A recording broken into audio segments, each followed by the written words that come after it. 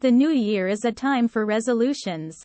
Mentally, at least, most of us could compile formidable lists of do's and don'ts. The same old favorites recur year in and year out with monotonous regularity. We resolve to get up earlier each morning, eat less, find more time to play with the children, do 1,001 jobs about the house, be nice to people we don't like, drive carefully and take the dog for a walk every day. Past experience has taught us that certain accomplishments are beyond attainment. If we remain deep-rooted liars, it is only because we have so often experienced the frustration that results from failure.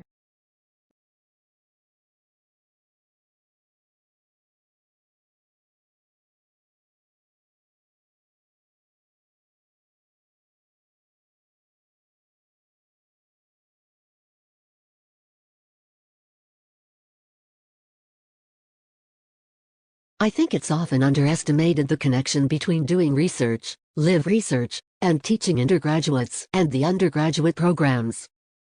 Because, of course, if you're working at CERN on a frontier experiment, you come back to give a lecture, you're buzzing with activity of what's going on, your new results.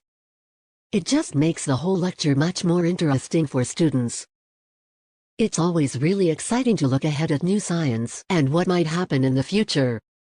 I must say, lots depends on what we find in the next few years at the start of the Large Hadron Collider. We are expecting to find very many new phenomena. So the thing we'll want to be building in 10 years' time will depend on what we find.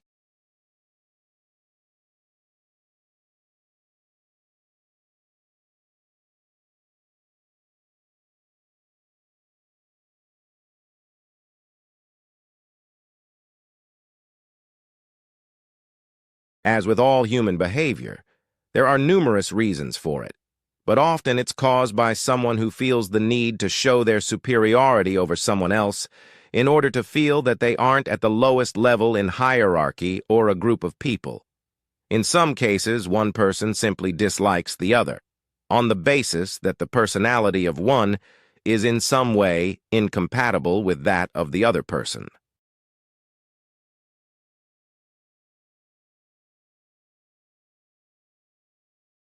The new advertising is the first campaign to be created by the quirky British advertising agency Mother, which won the Coca-Cola business last year after pitching against the company's long-standing U.S. agency, McCann Erickson.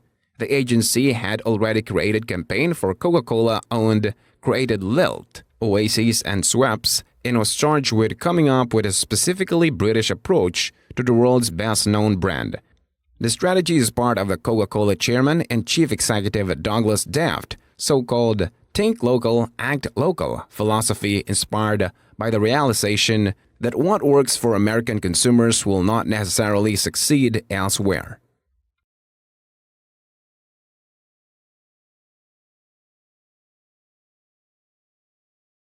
The ad made a huge impression on my 5-year-old daughter. Hours later, she asked out of the blue, "Are you still thinking about that boy's foot?" She couldn't eat dinner that night since she was still thinking about a disgusting image. She is definitely more scared of seeing that foot again than she is of seeing the Wicked Witch of the West again. We talked about it for quite a while. I explained that smoking is bad for you, even though in the old days people actually thought smoking was good for you, and now the message they are sending is that nobody should smoke. Will this ad work? Will it cause a young person who sees it to never smoke cigarettes? Also, is this kind of imagery appropriate for broadcast during a program, a daytime baseball game that young kids will be watching?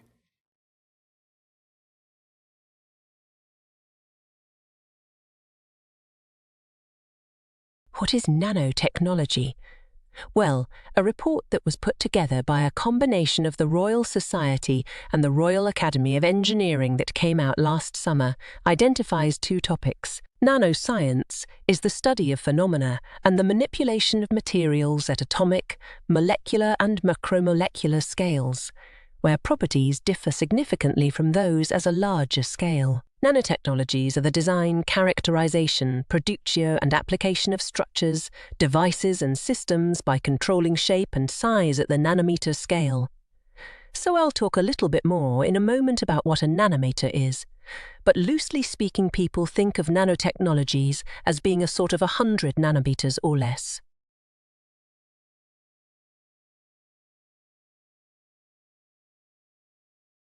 Finally, we take a look at how to mix and unmix liquids at the flick of a switch. Sandrine tells us more. Oil and water don't usually mix, but the new chemical sensitive to light has been added here to blend them together. When exposed to UV light, the chemical changes its structure and becomes soluble in. This causes two layers to form with the oil floating on top of the water chemical combo.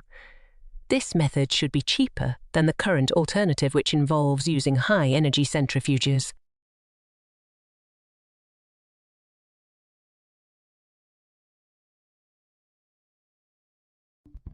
Today, we are seeing hundreds of years of scientific discovery being challenged by people who simply disregard facts that don't happen to agree with their agenda. Some call it pseudoscience, others call it faith-based science. But when you notice where this negligence tends to take place, you might as well call it political science. You can see political science at work when it comes to global warming. Despite near unanimity in the science community, there is now a movement driven by ideology and short-term economics to ignore the evidence and discredit the reality of climatic change. You can see political science at work with respect to stem cell research. Despite its potential, the federal government has restricted funding for creating new cell lines, putting the burden of any future research squarely on the shoulders of the private sector. Now government's most basic responsibility is the health and welfare of its people. So it has a duty to encourage appropriate scientific investigations that could possibly save the lives of millions.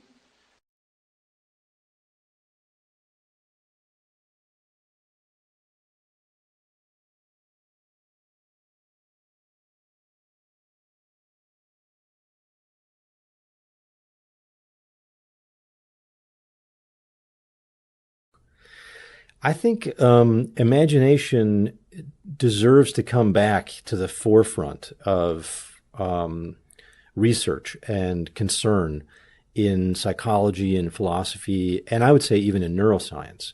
It fell out of the picture because of the rise of behaviorism.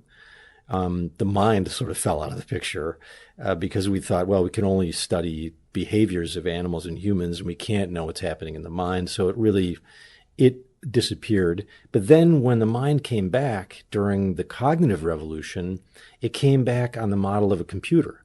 So computational mind, of course, very popular and did great things. I mean, thinking of the mind that way has been productive.